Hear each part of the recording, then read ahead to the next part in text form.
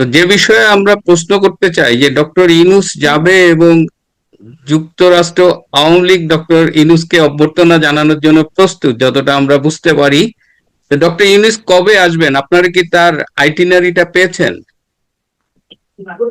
তার আইটারিনি নিয়ে একটু ধুমরা জালের সৃষ্টি করেছে। কোন সময় বলছেন উনি 21 তারিখে রওনা দিবেন, আবার কোন পত্র পত্রিকা বলছেন 22 তারিখে রওনা দিবেন। তো এভাবে নানান কথাবার্তা চলছে। আমি তার আগে একটু শুরু করতে চাই সবার উদ্দেশ্যে যে সারা বিশ্বে একটি মাত্র দেশ, যে দেশে কোনো বৈধ সরকার নেই, সেই দেশটি হলো আমার আপনার মাতৃভূমি বাংলাদেশ। 5ই আগস্টে ছাত্রদের কোটা আন্দোলনকে কেন্দ্র করে একটা অভূতপূর্ব ঘটনার সৃষ্টি করেন যে মহামানব সম্ভবত আগামী 22 তারিখে যুক্তরাষ্ট্র মাটিতে আসবেন, নিউ ইয়র্কে 80তম জাতিসংঘের সাধারণ অধিবেশনে অংশগ্রহণ করার জন্য এক ঝাঁক নেতৃবৃন্দকে নিয়ে উনি আসছেন। আমাদের বক্তব্য হলো লাউড এন্ড ক্লিয়ার, যেহেতু উনি অবৈধ, সেহেতু উনি বাংলাদেশের 17 কোটি মানুষকে বৈধভাবে জাতিসংঘের এই সমাবেশে ওনার যোগদান করা সমীচীন নয়। আমরা যুক্তরাষ্ট্র আওয়ামী লীগের পক্ষ থেকে ওনাকে আমরা অবাঞ্ছিত ঘোষণা করেছি। তার কারণ, কয়েকটি কারণ আমি শুধু বলবো।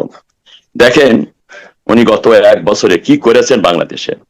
গত বছর উনি এসেছিলেন এই জাতিসংঘে, উনি তার জোরপূর্বক ক্ষমতায় গ্রহণ করার সাথে সাথে, এবং সে সময় ক্লিন্টন ইনিশিয়েটিভ এটা সেমিনারে উনি বললেন যে বাংলাদেশে যে বিপ্লব বা যে সরকার পরিবর্তন হয়েছে, ওনার ভাষায়, it did not happen suddenly, it was meticulously designed and perfectly implemented and executed।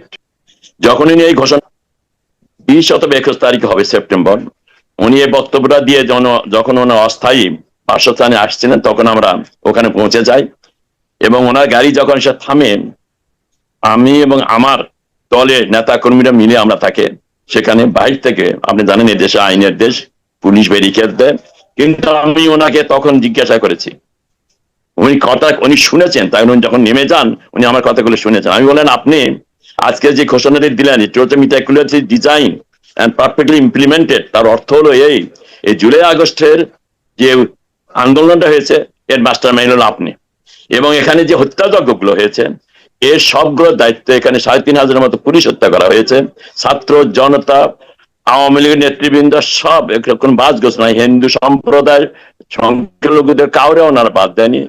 যে হত্যাযজ্ঞগুলো হয়েছে এবং বাড়ি ঘর ব্যবসা বাণিজ্য যেভাবে অগ্নিসংযোগ করা হয়েছে, সর্বোপরি বঙ্গবন্ধুর বাড়িকে যেভাবে পুড়িয়ে দেওয়া হয়েছে, গুড়িয়ে দেওয়া হয়েছে বুলডোজার দিয়ে, তখন ওনাকে বললাম, you are the killer because you accepted the responsibility that it was meticulously designed and perfectly implemented। এবারে যেহেতু 1 বছর ঘটে গেছে, এবারে আমরা সিদ্ধান্ত নিয়েছি, উনি যখন 22 তারিখে, আমরা এখন কিছুটা মানে সংবাদ যেটা সঠিক মনে হচ্ছে, উনি 22 তারিখে দুপুরের দিকে জেএফকে বিমানবন্দরে অবতরণ করার কথা। ঐক্যমত্য কমিশনের সবাই উনি একটি কথা বলেছেন, আপনারা হয়তো সবাই শুনেছেন। উনি বলেছেন যে আলাউদ্দিনের প্রদীপ ঘষলে সেখান থেকে নাকি দৈত্য বের হয়, সেই দৈত্য যে বের হয়, সেই দৈত্যকে যা বলা হয় সে দৈত্য সে কাজটি করেন।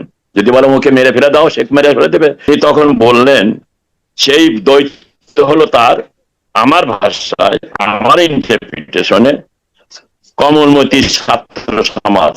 একটা সংবিধান রয়েছে, যে দেশের জাতির পিতা রয়েছেন, উনি এখানে এই তো করে 5ই ফেব্রুয়ারি নির্বাচনের মাধ্যমে নতুন বাংলাদেশ উনি সৃষ্টি করবেন। মহা উৎসবে ফেব্রুয়ারি নির্বাচন হবে, এই দৌত্য দিয়ে সেই নির্বাচনে আমরা যেটা নতুন বাংলাদেশের সৃষ্টি করবেন। সেই জন্যই আমরা প্রস্তুতি নিয়েছি, যেহেতু বাংলাদেশ আওয়ামী লীগের নেতৃত্বে তথা ছাত্রলীগের নেতৃত্বে বাংলাদেশে স্বাধীন হয়েছিল সর্বকালের সর্বশ্রেষ্ঠ বাঙালি আওয়ামী লীগকে নির্বাচন করতে দেবে না, আওয়ামী লীগের অংশগ্রহণ করতে দেবে না, উনি মহাসভে নির্বাচন করবেন। আমরা সেই জন্য ঘোষণা দিয়েছি, ডক্টর ইউনূস সাহেব, আপনি লবেন নড়িয়ে আপনি শান্তিতে পুরস্কার পেয়েছেন, কিন্তু গত 13 মাসে 14 মাসে আপনার দেশে শান্তির পরিবর্তে অশান্তির সৃষ্টি করেছেন। আপনি শত শত মানুষকে হত্যা করেছেন। আপনি শেষে আমরা যে দেখেছি, আপনার কবর থেকে মানুষ উঠিয়ে পুড়িয়ে তাদের দেখানো হচ্ছে, কিন্তু ওনার মুখ থেকে আমরা কোনোদিন কত কথা শুনি নাই। উনি এ সমস্ত নিয়ে খেয়ালও করেন না। ছাত্ররা মারা যাচ্ছে, ডাক্তাররা তারা চিকিৎসা করতে পারছে না, হসপিটাল তাদের তাদের প্রতি অন্যায় করা হচ্ছে। মুক্তিযোদ্ধাদের যেভাবে নির্যাতন করা হয়, যেভাবে অপমান করা হচ্ছে, উনি হাসি মুখে সে সমস্ত দেখছেন।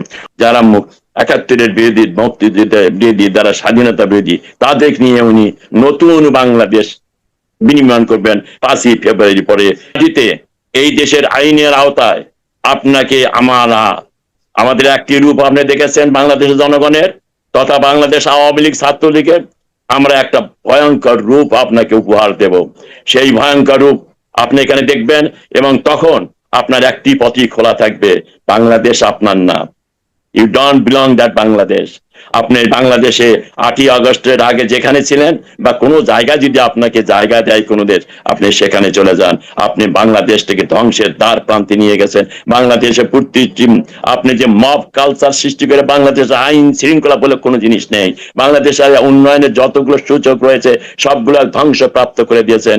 বিশ্ববিদ্যালয় ভাইস চ্যান্সেলর থেকে শুরু করে কলেজের প্রিন্সিপাল, স্কুলের প্রধান শিক্ষকদের যেভাবে আপনি অপমান করছেন, আপনি আর বাংলাদেশে প্রতিনিধিত্ব করার আপনার কোনো বৈধতা নেই। সিদ্দিকুর রহমান, আপনি যে বললেন যে ভয়ঙ্কর কিছু নিউ ইয়র্কে অপেক্ষা করছে ডক্টর ইউনূসের জন্য, কিন্তু ডক্টর ইউনূস তো আবার সাথে করে বিএনপি, জামাত, এনসিপির নেতাদের নিয়ে আসছে। তো আপনি কি মনে করেন যে নিউ ইয়র্কে যেসব জামাতের সমর্থক আছে, বিএনপির সমর্থক আছে, তারা আবার তাদের পক্ষে, কিংবা আরেকটা কথা শুনলাম যে ডক্টর ইউনূসকে সমর্থন করছে মূলত পদ্মার আড়াল থেকে মুসলিম অর্গানাইজেশন অফ নর্থ আমেরিকা, তারা হয়তো বড় কোনো একটা সম্বর্ধনাও দিতে পারে ডক্টর ইউনূসকে। এ ব্যাপারে আপনাদের কাছে কোনো তথ্য আছে কিনা?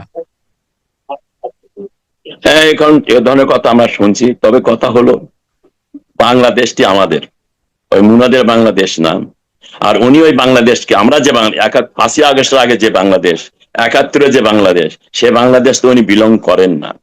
উনি আমাদের এই ঘোষণা পাওয়ার পরেই উনি এখন ওনার বডিগার্ড হিসাবে, অনেকে সেটা বলছে, আমি বলছি না, বাংলাদেশের বিভিন্ন টক শোতে, নিউজে তারা বলছেন যে উনি ভয় পেয়ে গেছেন, যেখানে একটা কিছু ঘটনা ঘটবে, যেটা লন্ডনে ঘটেছে, যেটা জাপানে ঘটেছে। ওনার উপদেষ্টারা এখানে কিছুদিন আগে এসেছেন, মাহফুজ সাহেব, উনিও এখানে দেখে গিয়েছেন কি হয় এখানে। এ দেশে একটা আইনের দেশ, আইনের মধ্য দিয়ে আমরা পুলিশের কাছ থেকে আমরা পারমিশন নিয়েছি শান্তিপূর্ণভাবে আমাদের অ্যাঙ্গার, আমাদের রূপ ওনাকে আমরা দেখাবো। উনি শুধু দেখবেন, আপনারা দেখবেন যখন, হয়তো আপনারা আমাকে জিজ্ঞেস করেন একটু এক্সাম্পল দেন না, এটা এক্সাম্পল দেওয়ার কিছু না।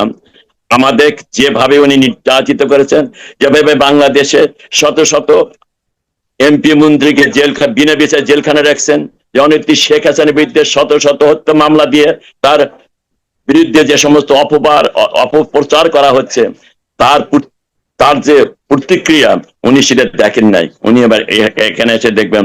তবে আপনি যে কথা বললেন যে নেতৃবৃন্দরা আসছেন, জামাত, বিএনপি, এনসিপি, তাদের এখানে তাদেরও ফলোয়ার্স আছে। এদেশে আইনের দেশ, আইনের দেশে আমরা যারা প্রতিবাদ করি, প্রতিবাদের অধিকার আমাদের রয়েছে, এবং প্রতিবাদ করার এখানে এদেশের আইনে এটা সিদ্ধ। এবং যেটা আমি বলেছি, সব মোট কথা আমি যেটা পুলিশ বলেছি, যে লোকটি আসছে সে লোকটি বাংলাদেশে 3,500 পুলিশকে হত্যা করেছে রিটাকুলাস ডিজাইনের মধ্য দিয়ে। জুলাই আগস্টের যে হত্যাকাণ্ড গুলো হয়েছে, ওনার নিজের বলা, উনি নিজে অ্যাডমিট করেছেন, সেই 3,500 পুলিশকে হত্যাকারী আজকে আমাদের এখানে এদেশে আসছেন। আপনারা যারা পুলিশ এখানে রয়েছেন, আমি এক্সাম্পল হিসেবে বলেছি, মাসখানেক আগে এখানে এক পুলিশ বাংলাদেশি বংশোদ্ভূত বাঙালি পুলিশ অফিসার এক দুর্বৃত্তের গুলিতে নিহত হয়েছিলেন। সেই এক পুলিশ অফিসারকে এখানে 40,000 এনওয়াইপিডি পুলিশেরা যেভাবে সম্মান দিয়ে তাকে যে আয়োজন করেছিল, এটার ঐতিহাসিক আমার মনে হয় বিশ্বের কোনো দেশেই, এখানে আমি প্রায় 50 বছর মতো আছি, আমি কোনোদিন দেখিনি এখানে অনেক পুলিশকে হত্যা করা হয়, অন ডিউটি মারা যায়, কিন্তু এই ব্যক্তিটিকে যে সম্মান দিয়েছেন সেই জন্য আমি তাদের বলেছি, আমাদের দেশে এইরকম 3500 পুলিশকে হত্যা করেছে, এমনকি একজন প্রেগন্যান্ট পুলিশ অফিসারকেও তারা হত্যার হাত থেকে সে রক্ষা পায়নি। পুলিশ অফিসারকে হত্যা করে পা উপরের দিকে টাঙিয়ে রেখেছে এবং তাদের আগুনে পুড়িয়েছে এই ডক্টর ইউনূসের বাহিনী, জঙ্গি বাহিনী। তাদেরকে আমরা আমাদের যে অ্যাঙ্গার, সেই অ্যাঙ্গারটা আমরা দেখাতে চাই, তোমাদের সহযোগিতা চাই। পুলিশ বলেছে এ দেশের আইন আছে, এই দেশের আইনের মধ্যে দিয়ে আপনারা কোনো ললেসনেস কিছু দেখাবেন না, আপনাদের বাকি যত প্রকারের মিডিয়ার ওয়ে আছে, আপনাদের অ্যাঙ্গার, আপনাদের দাবি, আপনাদের অভিব্যক্তি, আপনাদের আবেগ আপনারা দেখাতে পারবেন। সেই জন্যই বলছি তাদের সাথে করে নিয়ে আসলো কাজ হবে না, তাদের তো মনে জোর কম, তার মানে জোর আরো কমে গেছে। ঢাকা ইউনিভার্সিটি এবং জাকসুরিন যখন নির্বাচনের রেজাল্টের পর বিএনপি যে আজকে যে একটা মোহ ছিল, সেটাও কিন্তু অনেকটা ঘাটতি দেখা যাচ্ছে। যে তাদের সিদ্ধান্ত ছিল এবার এটাও তারা ডক্টর ইউনূসের সম্বর্ধনা বা অভ্যর্থনা বা হোয়াটএভার ইউ কল ইট তারা যেত না। এখন যেহেতু তাদের দলীয় মহাসচিব আসছেন, তারা কিছু যাবে, তবে তাদের অ্যাকশন, তাদের অ্যাক্টিভিটিস আমাদের মতো হবে না। এবং আমার বিশ্বাস আমাদের সাথে তার সাথে কথাও হয়েছে, আমরা তো কোনো বিএনপির বিরুদ্ধে স্লোগান দেবো না, আমরা জামাতের বিরুদ্ধে কোনো স্লোগান দেবো না, আমরা এনসিপির বিরুদ্ধে কোনো স্লোগান দেবো না। আমাদের একটাই দাবি, এই ডক্টর ইউনূস অবৈধ, এই ডক্টর ইউনূস দেশে হাজার হাজার মানুষকে হত্যা করেছে, হাজার হাজার বাড়িঘর পুড়িয়ে দিয়েছে, বঙ্গবন্ধুর বাড়ি, এটা বঙ্গবন্ধুর বাড়ি না, বাংলাদেশের যে বাড়িটা 32 নম্বর বাড়িটা যে গুড়িয়ে দিয়েছে, এর প্রতিশোধ আমাদের নিতে হবে। এর প্রতিশোধ আমরা কিভাবে নেব, সেটা প্রতিশোধ নেওয়ার সময় সেটা দেখা যাবে। তাই ওনার এখনো সময় আছে, ওনার মত চেঞ্জ করা উচিত। He should not come to this world forum because he is murderer, he is fascist, he is hypocrite. তার কারণ হিপোক্রেটটা এই জন্যই বললাম, এই ভদ্রলোক আবার চেষ্টা করছেন, যে পুলিশ অফিসারের কথা বললাম নিউ ইয়র্কে দুর্বৃত্তের হাতে নিহত হয়েছেন, উনি তার পরিবারের সাথে দেখা করতে চান। What a shame! তুমি 3500 পুলিশকে হত্যা করেছো এবং ইনডিমনিটি দিয়ে তাদের কোনো বিচার করা যাবে না যাদের হত্যা করেছে, আর তুমি এখানে এসেছো একজন দুর্বৃত্তের হাতে যে নিহত হয়েছে, এ দেশের আইন, এ দেশের সরকার তাকে সর্বোচ্চ সম্মান দেখিয়েছে, আর তুমি হাসি করে তোমার সেই তার বাসায় দেয়া তোমার সে সুন্দর মুখটা দেখাবা, এটা তো একটা হিপোক্রেটিক বিহেভিয়ার হবে। তাই বলছি এই চিন্তার থেকেও আপনি দূরে থাকেন। যদি আপনি ওই পরিবারের বাড়িতে যান, সেখানে কিন্তু এদেশে প্রবাসীরা আপনাকে যে কি অবস্থা সৃষ্টি করবে সেটা আপনি জানেন না। আইন অবশ্যই আছে, কিন্তু আইনেরও একটা লিমিট আছে, মানুষের সহ্যের একটা লিমিট আছে। ডক্টর ইউনূস গত 13 মাসে বাংলাদেশে যে অবস্থা সৃষ্টি করেছে, আমরা সবারই পিঠ ওয়ালে ঠেকে আছে। এই লোকটাকে as soon as he must leave the country, he should not run the country immediately, সে ক্ষমতা হস্তান্তর করে পদত্যাগ করে সংবিধান অনুযায়ী কোর্টে, মানে আমাদের বিচারপতিদের সহযোগিতা নিয়ে সকল নেতা কর্মীদের, সকল দলের নেতা কর্মীদের নিয়ে একটা অবস্থা সৃষ্টি করা উচিত। একটা তত্ত্বাবধায়ক সরকার হতে পারে, সবার সহযোগিতায় এবং সবাই মিলে যে নির্বাচন তারাই নির্বাচন করবে, যেমনটি হয়েছে নেপালে। দেখেন নেপালে সেদিন হলো একটা অভ্যুত্থান, 5ই মার্চে তাদের নির্বাচন দেবে এবং নির্বাচনের মাধ্যমে যে নির্বাচিত হবে তার হাতে ক্ষমতা হস্তান্তর করবে। কিন্তু ডক্টর ইউনূস আজ থেকে 13 মাস 14 মাস হলে এসেছে, সে কি করছে এখন পর্যন্ত? সেই তথাকথিত সেই সংস্কার বিচারের নাম দিয়ে আজকে সে একটা দেশে অচল অবস্থা সৃষ্টি করেছে। কি করেছে সেই কমিশন গুলো? আমার মতো হাফের ডজন প্রবাসীদের নিয়ে যায় উনি বিভিন্ন কমিশন করেছে। আজ পর্যন্ত কিন্তু যেটাকে বেশ করে আজকে এটা পরিবর্তন হলো কোঠা আন্দোলন, সেই নিয়ে কিন্তু তারা পঞ্চায়েতে কোনো কথা বলে না। ছাত্রদের, চাকরিজীবীদের যে সংখ্যা কমাবে, উনি নাকি 0.003 বিশ্বাস করেন। প্রতিটা ক্ষেত্রে চাকরি যা ছিল, এখন মানুষ আরো লাখ লাখ মানুষ চাকরি ছাড়া হয়েছে।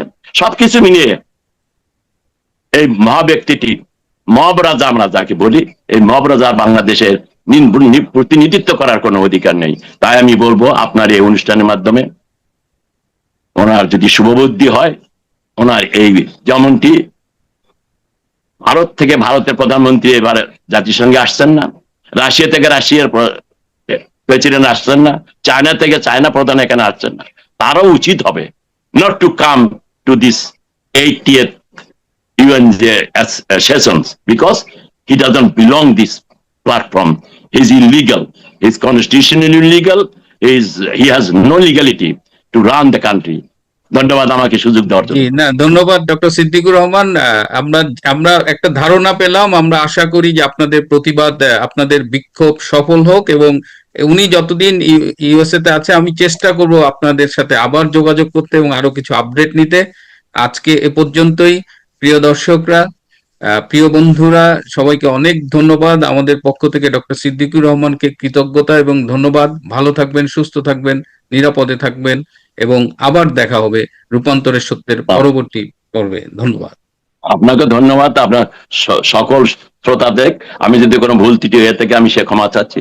আমরা কাজ করি, বাংলাদেশ জনগণ ভালো থাক, আমরা ভালো থাকবো। আমরা প্রবাসে আছি, আমরা সেই বাংলাদেশের জনগণ 5ই আগস্টের আগে যে অবস্থা শান্তিপূর্ণ একটা পরিবেশ ছিল সেই পরিবেশ ফিরে থাক। 71-এ বাংলাদেশ ফিরে আসুক, জাতীয় পতাকা ফিরে আসুক, জাতিসংঘ আমরা গাইতে পারি, সংবিধান ফিরে আসুক, জাতির পিতা বঙ্গবন্ধুর আমরা সম্মান ফিরে আসবে, এই আশাবাদ ব্যক্ত করি।